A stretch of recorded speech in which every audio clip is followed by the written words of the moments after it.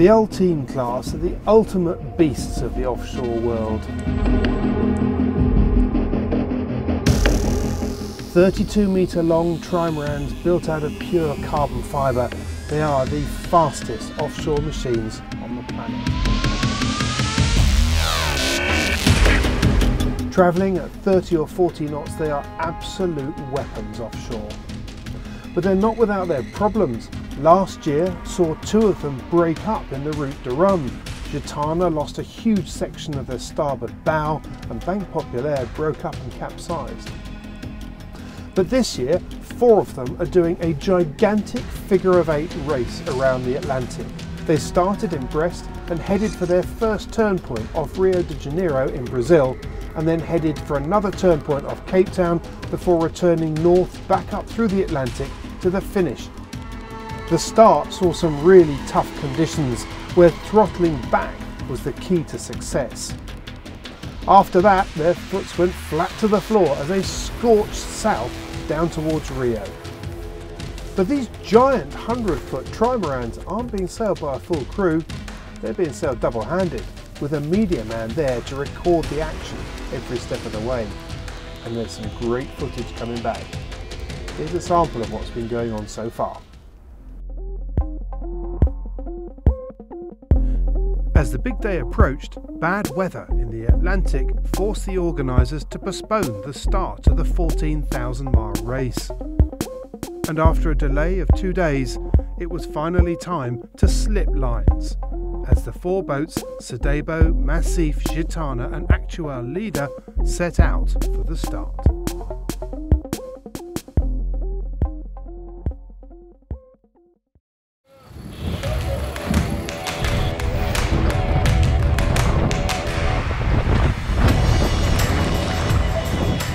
Direction du vent nord-nord-ouest, force 30 nœuds dans une mer bien formée. Le spectacle est tout simplement magnifique. Les médiamens vont s'en donner à cœur joie. Passe gaffe parce que ça tape un peu quand même. Reste bien accroché. Là ça remue un peu, ouais.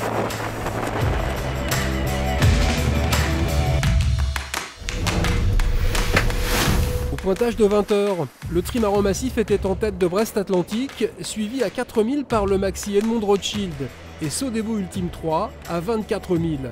Actual Leader à 48 000 fermait la marche d'une flotte qui naviguera par le travers de l'Espagne en milieu de nuit. Je sais pas si ça se voit sur les images, mais la mer est très forte. Moi j'ai pas vu ça depuis le Pacifique Sud, je crois pendant la Volvo Ocean Race. Je pense qu'on va pas aller trop vite au début. C'est la première fois de ma vie que je cherche plus à ralentir qu'à accélérer sur un bateau. On reste prudent et on observe, on s'amarine.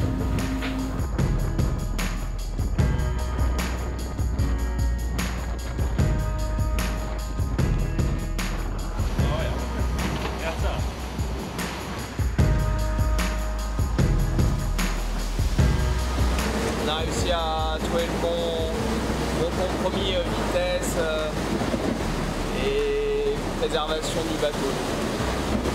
Donc pour le moment, tout va bien.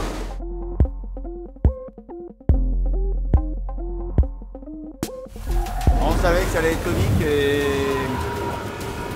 faut quand même être honnête, il y a des moments où le bateau tapait très fort et on n'avait pas envie d'aller tellement plus vite.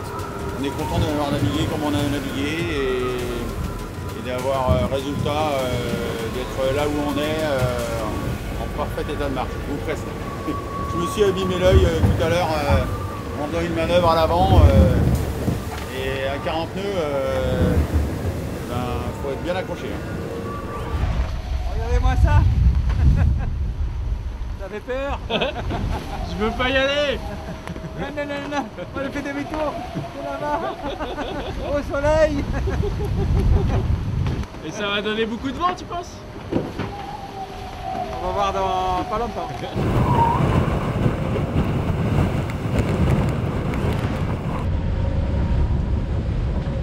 Belle glissade sous des lacs, là, c'est vraiment sympa. Cool, on est dans l'Alizé. Ça trace. On va plus 32 là. Là, dans l'instant, il y a un petit nuage au-dessus de nous qui nous met du refus. On part un peu dans l'ouest. Et du vent assez fort, là il y a 25 nœuds, tout à l'heure il y avait plutôt 20 nœuds. Donc on aille vite, mais qu'on soit vigilant. Face, note furieuse. C'est des petits grains, on les voit pas au photostat et la nuit, moi je les voyais pas. C'est ce matin que j'ai commencé à les deviner et que je me suis dit là, moi j'avais passé, il y avait toute l'huile devant nous, je pense que toute la nuit on a fait... il avançait avec nous le grain et on butait dedans à chaque fois. Le premier jab était bien placé, on a fait un super début de bord et après on a enchaîné les grains, c'était impossible. Et là, enfin le ciel s'est rééclairci, donc c'est mieux, c'est régulier, ouais. Il n'y a pas simple. Hein.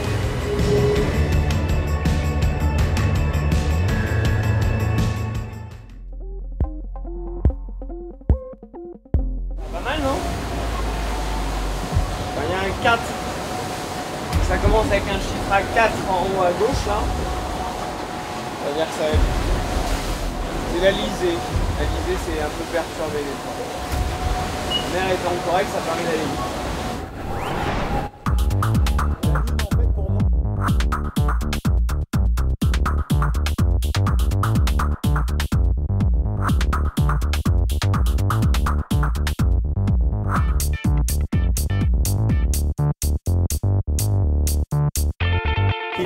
Œuf, bacon, ail, poivre, sel, huile d'olive en one shot. Made by the Grenoble 2.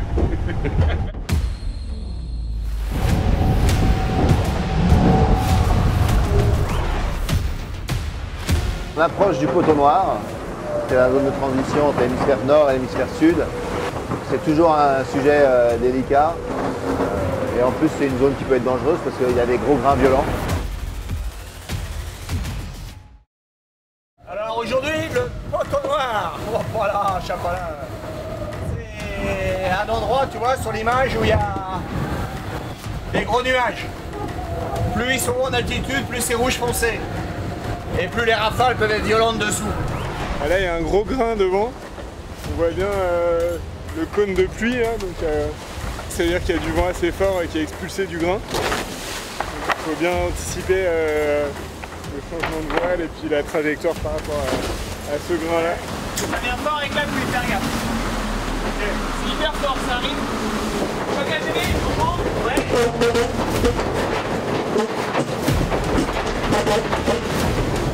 Ok, c'est bon. Ça a gonflé en un quart d'heure, ça a gonflé vraiment fort.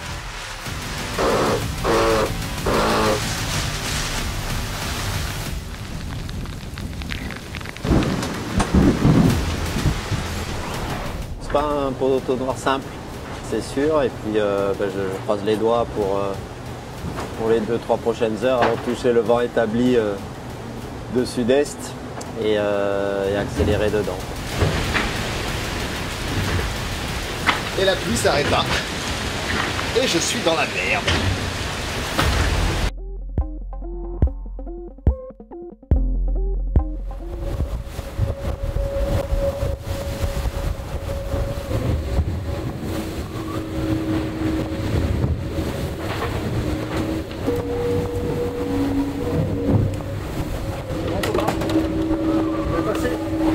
Eh ouais, on est tombé de l'autre côté.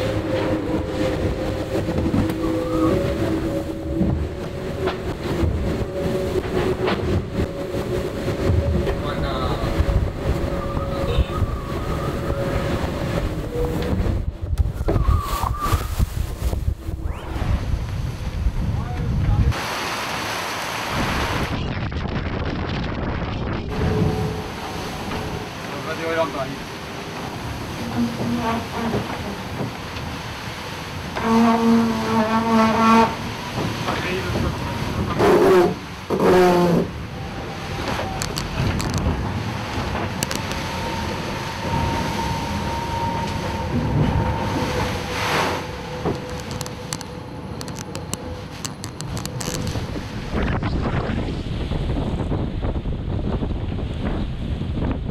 Un calmar comme ça, en course au milieu de Brest Atlantique, c'est quelque chose. Hein. C'est pas du hasard. Là, il est très modeste. Magnifique, des œufs au calmar, du poteau noir. Et voilà. Dégustation. Super, merci. The headlong charge south hadn't been without its problems. Gitana had damaged a daggerboard, Massif had broken their central rudder, and a pit stop in Rio was required to fix the boats. Là il y a un récif qui est par là, Bahia un peu plus loin. Et donc on va aller jusqu'à Rio, ce qui était prévu au programme. De toute façon on a un petit archipel d'îles à passer devant Rio. Et il se trouve que pour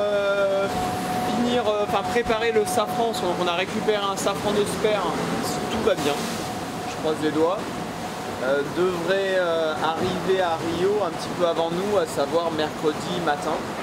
Et en tout cas avec le nouveau safran en termes de contrôle du bateau, c'est vrai qu'on gagnera en confort et en sécurité. C'est vrai qu'on va à Bahia, on a du monde à terre là, qui nous attend. Opération commando pour eux, ils sont 5-6. Il faut qu'on arrive au ponton, qu'on sorte la dérive et après on repart à fond.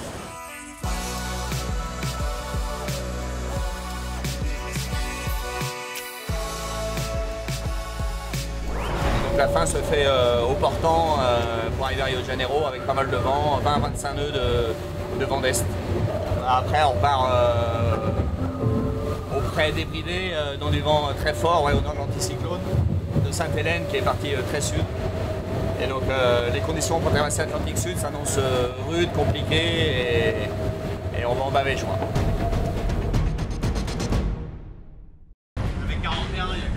Next time, the trip across the South Atlantic proved to be every bit as challenging as expected. We find out how. Thanks for watching. In the meantime, to see more and to stay in touch with the latest features on Planet Sail, make sure you subscribe on our YouTube channel.